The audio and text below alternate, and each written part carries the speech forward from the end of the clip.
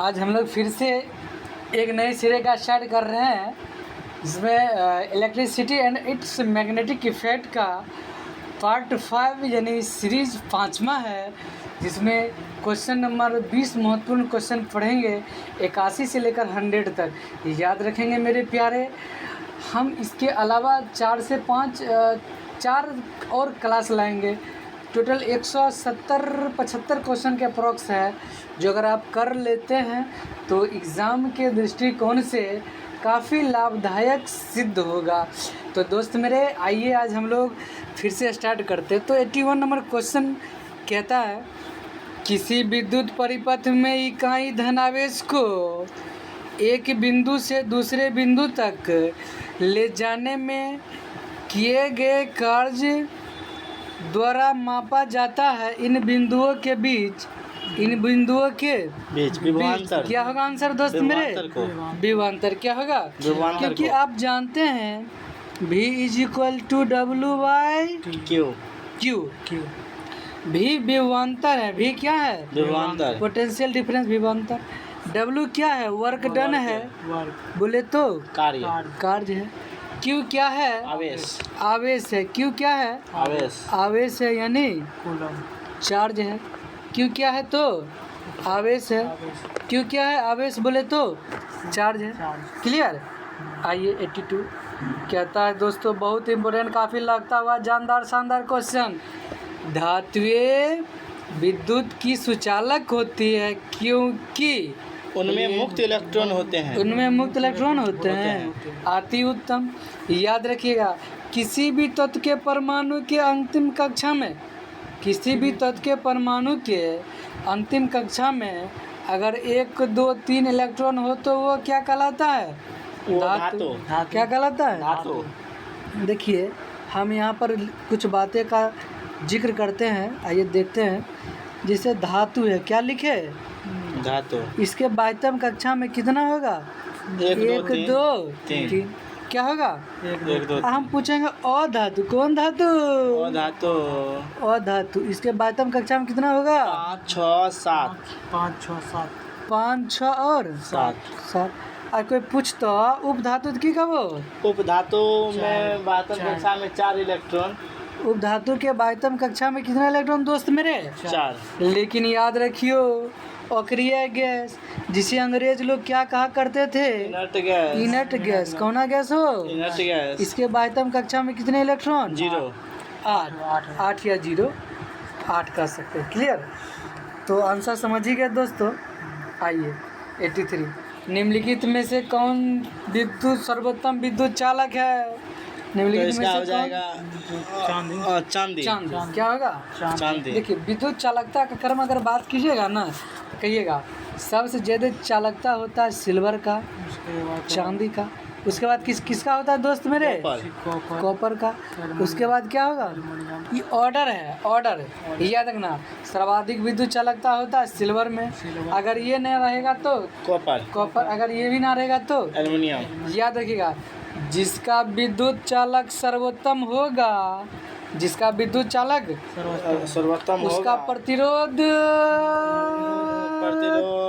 न्यूनतम होगा। क्या होगा? जिसका विद्युत चालक सर्वोत्तम होगा, उसका प्रतिरोध। आइए आगे मेरे प्यारे, निम्नलिखित में अर्धचालक नहीं है, तो क्या होगा दोस्तों? देखिए, जर्मेनियम हाइये है, सिलिकॉन हाइये है, आर्सेनिक भी हाइये है, सेलेनियम है क्या? नहीं है। अरे है क्या? नहीं है। नहीं ना है। नहीं है। याद रखिएगा मेरे प्यारे। थोड़ा इसको हम और अच्छा से डिटेल से बता देते हैं। काफ़ी मस्त क्वेश्चन है, ठीक है? यहीं पर हम लोग बता देते हैं। देखिए, सेमी कंडक्टर। कौन कंडक्टर जी? सेमी कंडक्टर बोले तो अर्धचालक। CNDUCT और कंडक्टर पूरा नहीं लिखे हैं ड्यू टू स्पेस प्रॉब्लम। तो ये 2 प्रकार का होता है। कितने प्रकार का दोस्त मेरे? 2 प्रकार के। एक होता है N टाइप। क्या होता है दोस्त मेरे? N type. एक होता है P टाइप। और दूसरा क्या होता है? P type. P टाइप होता है ना वो। तो N टाइप, देखिए N टाइप जो होता है ना, इसमें पंच संयोजी। क्या मिलाते हैं? पंच संयोजी। कौन संयोजी मिलाते हैं? इसमें मिलाते हैं और लेकिन पीटा में क्या मिलाते हैं? त्रिसंयोजी। त्रिसंयोजी मिलाते हैं। याद रखिएगा, याद रखिएगा। पंचसंयोजी इसका एग्जाम्पल होता है आर्सेनिक और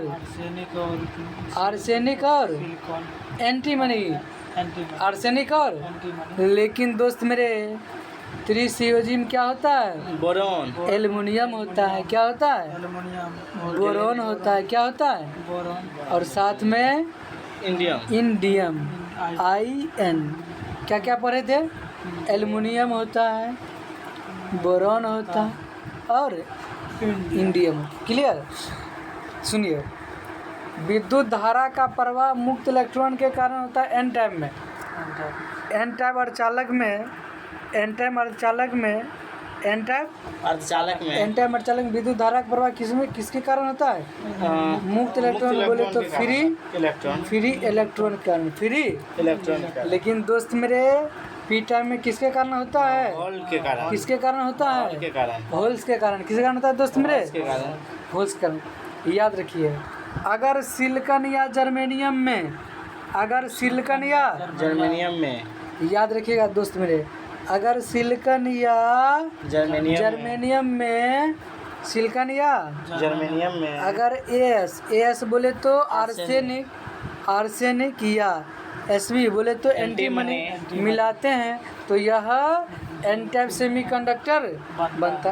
पूछेगा अगर सिलिकॉन हो या जर्मेनियम हो, इसमें अगर आर्सेनिक या एंटीमनी मिलाइएगा तो एन टाइप का निर्माण होगा। लेकिन दोस्त मेरे अगर सिलिकॉन और जर्मेनियम में क्या सिलिकॉन और जर्मेनियम अगर में सिलिकॉन या जर्मेनियम या आप एल्युमिनियम मिला दीजिए, या आप एल्युमिनियम मिला देंगे, या आप बोरॉन मिला दीजिए, या आप बोरॉन मिला दीजिए, या आप इंडियम मिला दीजिए, तो कैसा बनेगा दोस्त मेरे? तो पी टाइप सेमीकंडक्टर। कैसा बनेगा सेमीकंडक्टर? P type. तो हम लोग दोस्त बहुत पढ़ लिए हैं। आइए हम लोग फिर अपने पिछले क्वेश्चन में कितना नंबर होगा दोस्त मेरे? 80 नंबर 85 होगा। आगे है 85 नंबर क्वेश्चन है। कहता ऐसे पदार्थ जिनमें समान अवस्था में मुक्त इलेक्ट्रॉन नहीं होते हैं लेकिन विशेष परिस्थितियों जैसे उच्च ताप का अशुद्धि मिलाने पर मुक्त इलेक्ट्रॉन प्राप्त किए जा सकते हैं, क्या कहलाते हैं? अर्धचालक पदार्थ। क्या कहलाते हैं? अर्धचालक पदार्थ। ये क्वेश्चन थोड़ा इरर है। क्या इरर है तो देखते पढ़ते। ऐसे पदार्थ जिनमें समान अवस्था में मुक्त इलेक्ट्रॉन नहीं होते हैं लेकिन विशेष परिस्थिति जैसे उच्च ताप या अशुद्धि मिलाने पर कान होगा, या उच्च ताप या अशुद्धि मिलाने पर मुक्त इलेक्ट्रॉन प्राप्त किए जा सकते हैं, अर्धचालक पदार्थ कहलाते हैं। अभी अर्धचालक बारे में हम लोग डिटेल डिस्कशन किए थे। तो आइए दोस्त मेरे 86 कहता ताप के बढ़ाने पर चालक पदार्थों का विद्युत प्रतिरोध एवं विद्युत चालकता पर क्या प्रभाव पड़ता है? तो विद्युत प्रतिरोध बढ़ता है जबकि विद्युत चालकता घटता है। अति उत्तम, क्योंकि हम लोग जानते हैं G = 1/R। G होता है चालकता कंडक्टेंस, लेकिन R होता है रेजिस्टेंस। बुझाइल कि ना? आइए दोस्त मेरे 87 तो इसे सुन लीजिए। अगर अर्धचालक को गर्म करने पर सेमीकंडक्टर यानी अर्धचालक को गर्म करने पर विद्युत प्रतिरोध घटता है जिसके कारण उसकी चालकता बढ़ जाती है। जब कांच की छड़ को रेशम से रगड़ा जाता है तो धन आवेशित हो जाता है। इसके बारे में सुनिए दोस्त मेरे, सुनिए। एबोनाइट के छड़ को अगर बिल्ली के खाल एबोनाइट के छड़ को बिल्ली के खाल से रगड़ने पर एबोनाइट का छड़ कैसा हो जाता है भाई मेरे? धन आवेशित। ऋण आवेशित हो जाता है। इलेक्ट्रॉन का छड़ ऋण आवेशित। एबोनाइट का छड़ ऋण आवेशित हो जाता है। याद रखिएगा, जब कांच की छड़ को रेशम से रगड़ा जाता है तो छड़ धन आवेशित हो जाता है। लेकिन एबोनाइट के छड़ को बिल्ली के खाल से रगड़ेंगे ना तो एबोनाइट के छड़ कैसा हो जाएगा दोस्त ऋण मेरे? आवेशित। आगे, किसी आवेशित चालक का संपूर्ण आवेश उसके बाहरी पृष्ठ पर होता है, किसी आवेशित चालक का संपूर्ण आवेश उसके बाहरी पृष्ठ पर रहता है। सुनिए, इसीलिए ना कहते हैं जब बारिश में आप अगर गाड़ी ड्राइव कर रहे हैं, कार चला रहे हैं तो कहता है आप गाड़ी का खिड़की और दरवाज़ा लॉक कर लीजिए ताकि बिजली, जब कभी बिजली चमकेगा ना, छिटकेगा ना तो उसके गाड़ी के बाहरी पृष्ठ पर सतह पर रहेगा, अंदर प्रवेश नहीं करेगा और अंदर में जो मनुष्य बैठा हुआ है वो क्या रहेगा? सुरक्षित। आप और आपकी पत्नी, आपके छोटे छोटे नन्हे मुन्ने जो मुन्ने होंगे वो भी सुरक्षित रहेंगे। याद रखिएगा, भूलिएगा नहीं। सुनिए, इसलिए कार का शीशा या दरवाज़ा लगा देते हैं ताकि इससे बचने की संभावना प्रबल हो जाती है। प्रबल मतलब स्ट्रॉन्ग, अब ये नहीं समझिएगा प्रबल मतलब खाने वाला, ठीक ना? आइए, विद्युत मोटर से रूपांतरण होता है दोस्तों। विद्युत ऊर्जा यांत्रिक ऊर्जा में, विद्युत ऊर्जा को यांत्रिक ऊर्जा में, विद्युत ऊर्जा को यांत्रिक ऊर्जा कोई में दिक्कत? कोई दिक्कत नहीं। आगे दोस्तों, कहता है विद्युत ऊर्जा को ऊर्जा को यांत्रिक ऊर्जा में बदलने वाली युक्ति को क्या कहते हैं? मेरे समझ से तो मोटर होना चाहिए। विद्युत ऊर्जा को यांत्रिक ऊर्जा में बदलने वाली युक्ति को क्या कहते हैं? मोटर। अभी पढ़े थे डायनेमो दोस्त मेरे, ये यांत्रिक विद्युत में, विद्युत में बुझाइल कि ना बुझाइल? बुझाइल। आगे हीटर है, क्या है दोस्त मेरे? हीटर। ये हीटर विद्युत को उष्मा में, उष्मा में हीटर विद्युत ऊर्जा को उष्मा ऊर्जा बदलता है। लेकिन पुस्तक माइक्रोफोन हो गया ध्वनि ऊर्जा को विद्युत ऊर्जा में, ध्वनि ऊर्जा को विद्युत ऊर्जा में, ध्वनि ऊर्जा को विद्युत ऊर्जा में, ध्वनि ऊर्जा को विद्युत ऊर्जा में। कोई दिक्कत? आगे दोस्त मेरे, चुंबकीय क्षेत्र तीव्रता का मात्रक क्या होता है? न्यूटन पर एम्पियर, न्यूटन प्रति मीटर स्क्वायर पर एम्पियर, न्यूटन प्रति एम्पियर, न्यूटन प्रति एम्पियर इसको बोलते हैं, न्यूटन प्रति एम्पियर मीटर, न्यूटन प्रति एम्पियर। पूछेगा चुंबकीय क्षेत्र तीव्रता का मात्रक क्या होता है? न्यूटन प्रति मीटर, न्यूटन प्रति एम्पियर मीटर बोलना है। क्या बोलना है? न्यूटन प्रति एम्पियर मीटर, न्यूटन प्रति एम्पियर मीटर, न्यूटन प्रति एम्पियर मीटर, न्यूटन प्रति एम्पियर मीटर होता है या टेस्ला होता है, या क्षेत्र की तीव्रता टेस्ला भी होता है। क्लियर दोस्त मेरे? चुंबकीय फ्लक्स का मात्रक है वेबर हो। चुंबकीय फ्लक्स का मात्रक क्या है? मैग्नेटिक फ्लक्स का मात्रक वेबर। क्लियर? अब पूछता सीजीएस मात्रक की कब हो? गॉस। अरे भाई ऐसे काहे करते हैं? चुंबकीय फ्लक्स का सही मात्रक तो वेबर होता है, लेकिन शेष मात्रक मैक्सवेल। लेकिन चुंबकीय क्षेत्र की तीव्रता के सही मात्रक तो टेस्ला होता है दोस्तों, लेकिन शेष मात्रक गॉस। अरे एक टेस्ला बराबर 10 के पावर 4 गॉस, लेकिन एक वेबर बराबर 10 के power 8 maxwell. Have any doubt? No doubt. आगे कहता है दोस्त मेरे, बाबू मेरे बुझा हुआ चूना, मेरे ब्लीचिंग पाउडर डायनेमो या जनित में रूपांतरण होता है। यांत्रिक ऊर्जा को विद्युत ऊर्जा में पढ़े हैं कई दफा, इसको पढ़ने की जरूरत दोबारा नहीं है। आगे दोस्तों, मतलब विद्युत धारा उत्पन्न करने वाली युक्ति को क्या कहते हैं? जनित्र कहते तो हैं। जनित्र कहते हैं। विद्युत धारा उत्पन्न करने वाली युक्ति को क्या कहते हैं? जनित्र कहते हैं। जनित्र हिंदी वर्ड है, क्या है? इसको अंग्रेज लोग क्या कहते थे? डायनेमो कहिए, जनरेटर कहिए। डायनेमो। आगे है 95 कहता है विद्युत चुंबकीय प्रेरण की परिघटना है। विद्युत चुंबकीय प्रेरण की घटना जो होगा यह हो जाएगा मेरे आंसर होगा समझ सी। किसी चुंबक और कुंडली के परस्पर अपेक्षित गति का विद्युत चुंबक प्रेरण की परिघटना है। किसी चुंबक और कुंडली के परस्पर अपेक्षित गति द्वारा। देखिए याद रखिएगा क्या याद रखिएगा? तो इलेक्ट्रोमैग्नेटिक इंडक्शन का खोज कौन किया? इलेक्ट्रोमैग्नेटिक इंडक्शन का खोज फैराडे किया। कौन किया? फैराडे ने लेकिन डायनेमो का खोज भी फैराडे ने माइकल फैराडे। आगे दोस्त मेरे, घरेलू विद्युत वायरिंग में विद्युत उपकरण को जोड़ा जाता है। पार्श्व किस में जोड़ा जाता है? पार्श्व पार्श्वबद्ध यानी समानांतर या श्रेणी? दोनों में। तो घरेलू वायरिंग में, घरेलू वायरिंग में जो है ना, ये समानांतर और श्रेणी दोनों समानांतर और श्रेणी दोनों समानांतर या श्रेणी ना। तो ये नहीं दोस्त मेरे, ये गलत हो गया। ये हम मेरे समझ से होने घरेलू से वायरिंग में तो ये गलत नहीं, समांतर में ना होगा हो। घरेलू वायरिंग का था घर में, घर में हो, घर में समांतर करा तब समानांतर करण। घरेलू वायरिंग विद्युत उपकरण कैसे जोड़ा जाता है? समानांतर देखिए इसमें थोड़ा फास्ट, इस बारे में थोड़ा जान जाइए दोस्त मेरे, थोड़ा इसमें जानना आपको बहुत ज़रूरी है, एग्जाम के दृष्टिकोण से बहुत ज़रूरी है। सुन लीजिए, यहाँ पर लिखते हैं। देखिए एक होता है पैरेलल कॉम्बिनेशन। क्या होता है? Parallel combination.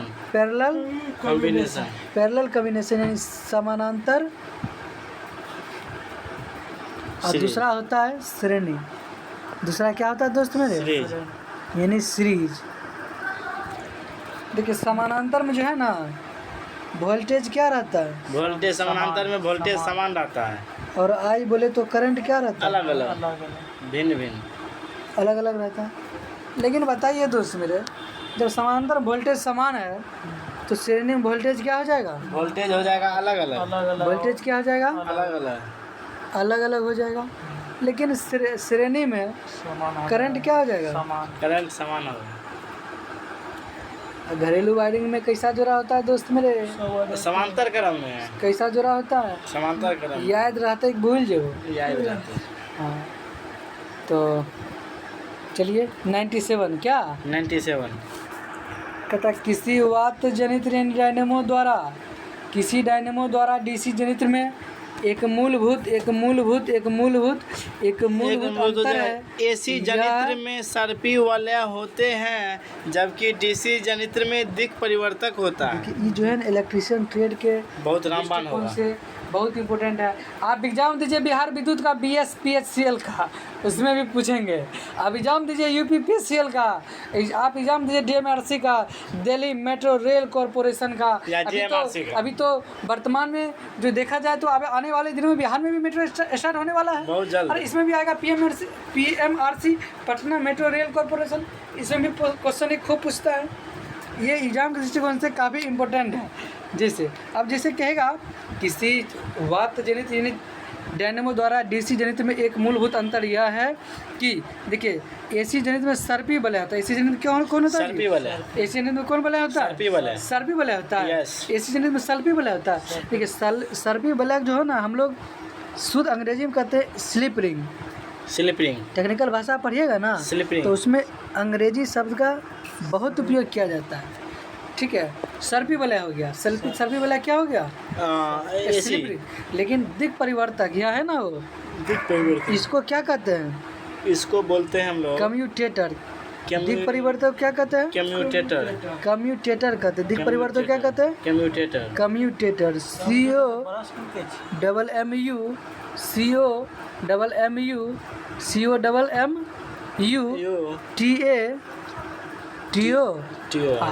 दिक् परिवर्तक। दिक् परिवर्तक। क्लियर? हाँ। बात बुझ गए? एसी में अब देखिए सुनिए एक बात और, देखिए कम्यूटेटर डीसी मोटर और डीसी जनरेटर में उपयोग किया जाता है। कोई पूछेगा आपसे, बताइए जरा, इतना आप पढ़े हैं तो बताइए कम्यूटेटर का उपयोग कहाँ होता है? कम्यूटेटर का डीसी पे। कम्यूटेटर यानी दिक् परिवर्तक। कम्यूटेटर यानी दोस्त मेरे, दिक् परिवर्तक इसका उपयोग जो होता है ना डीसी में होता है, डीसी, चाहे वो मोटर हो या जनरेटर हो या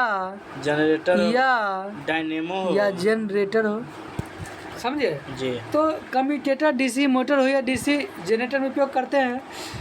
लेकिन सर्पी वलय क्या दोस्त मेरे? सर्पी वाला स्लिप रिंग क्या? एसी में प्रयोग करते हैं। Slip ring SLIPRING। Slip ring. देखिए दोस्त मेरे, स्लिप रिंग का उपयोग किसका? Slip ring. स्लिप रिंग का उपयोग, सर्पी वलय का उपयोग केवल एसी जनरेटर में, किया जाता है? कहिएगा only AC generator DC generator में नहीं ना हो। इसी में लेकिन दोस्त मेरे जाते जाते एक और क्वेश्चन सुन लीजिए। कम्यूटेटर क्या क्या क्या कम्यूटेटर। क्या कम्यूटेटर यानी दिक् परिवर्तन। यह DC को AC बदलता है कि AC को DC में दोस्त मेरे कम्यूटेटर AC को DC में AC को DC में बुझाए लेकिन हाँ बुझाए बहुत इम्पोर्टेंट था अपने जमाने का मशहूर ये क्वेश्चन काफी लगता हुआ आगे देखिए। या झलक कहता लघु पतन यानी शॉर्ट सर्किट के समय परिपथ में विद्युत धारा का मान क्या होगा? तो बहुत बहुत अधिक बढ़ जाता है। एक बात जानते हैं ये जो क्वेश्चन है ना ये क्लास 10 के NCERT में हूबहू वहाँ से लिया गया भारतीय भवन है। में और ये बात जान लीजिए ये क्वेश्चन जो है ना पिछले बार रेलवे ग्रुप डी की एग्जाम में टेक्नीशियन में घिना के पूछा था। इतना इंपॉर्टेंट है जिसका जवाब नहीं है। आप जितना बार पढ़िएगा कम ही लगेगा। इसलिए दोस्त मेरे इसको पढ़िए पढ़ाई छोड़ना नहीं है, पढ़िए। तो सुनिए इसका कुछ सुनते हैं। जैसे हम लोग फेज सीक्वेंस का नाम सुने हैं? फेज सीक्वेंस यस सुने हैं? अगर नहीं सुने हैं ना तो हम तो ITI क्यों इलेक्ट्रीशियन ट्रेड से हमें जानकारी है। आप भी जान लीजिए। बेसिक बातों को जानना जरूरी ही नहीं बल्कि महा जरूरी है। महत्वपूर्ण जरूरी तो है। सुनिए फेज सीक्वेंस फेज सीक्वेंस यानी फेज क्रम क्रम फेज क्रम जानते हैं? एक होता है RYB। क्या होता है? RYB। देखिए क्या है R से रेड Y से येलो B से ब्लू। इसको कहते हैं लाइव वायर लाइव मतलब जीवित तार जिसमें करंट हो कि ना हो उसमें धारा का प्रभाव होता है। इसे लाइव वायर। एक बार जानते हैं मित्रों एक होता है न्यूट्रल। क्या होता है? न्यूट्रल ये ब्लैक होता है। कैसा होता है? ब्लैक न्यूट्रल यानी उदासीन तार का कलर कैसा होता है? ब्लैक होता है, ब्लैक यानी न्यूट्रल उदासीन होता है। न्यूट्रल। एक होता है अर्थिंग और एक होता है दोस्त मेरे बाबू मेरे ग्रीन हरा सोना मेरे अर्थिंग का कलर कैसा होता है? ग्रीन हरा कैसा होता है? हरा कैसा होता हो? हरा। लास्ट बार सुन लीजिए काफ़ी जानदार ये क्वेश्चन है। पूछेगा बताइए फेज क्रम फेज सीक्वेंस में लाइव वायर का कलर कैसा होता है? तो RYB रेड येलो और ब्लू। न्यूट्रल कैसा होता है? ब्लैक। अर्थिंग के लिए ग्रीन। आइए दोस्तों 99 कहता निम्नलिखित में से निम्नांकित में कौन लंबे विद्युत धारावाही तार के निकट चुंबकीय क्षेत्र का सही वर्णन करता है? चुंबकीय तो आंसर क्षेत्र होगा की D। संकेंद्रीय चुंबकीय क्षेत्र की संकेंद्रीय क्षेत्र रेखाओं का केंद्र क्या होता है? तार होता है। ये जो है ना मैक्सवेल के अंगूठा का नियम से समझते हैं। मैक्सवेल का अंगूठा नियम अगर आप पढ़िएगा ना तो ये क्वेश्चन समझने के लिए आपके लिए बउआ के समान हो जाएगा। किसके समान हो जाएगा? बउआ के समान। किसके समान हो जाएगा? बउआ के समान। बउआ। आगे आज का लास्ट क्वेश्चन है दोस्त मेरे किसी विद्युत धारावाही सीधी परिनालिका के भीतर चुंबकीय क्षेत्र क्या होता है? तो सभी बिंदुओं पर समान होता है। सभी बिंदुओं पर समान होता है। किसी विद्युत धारावाही सीधी परिनालिका के भीतर चुंबकीय क्षेत्र सभी बिंदुओं पर समान होता है। कहीं कम कहीं ज़्यादा नहीं।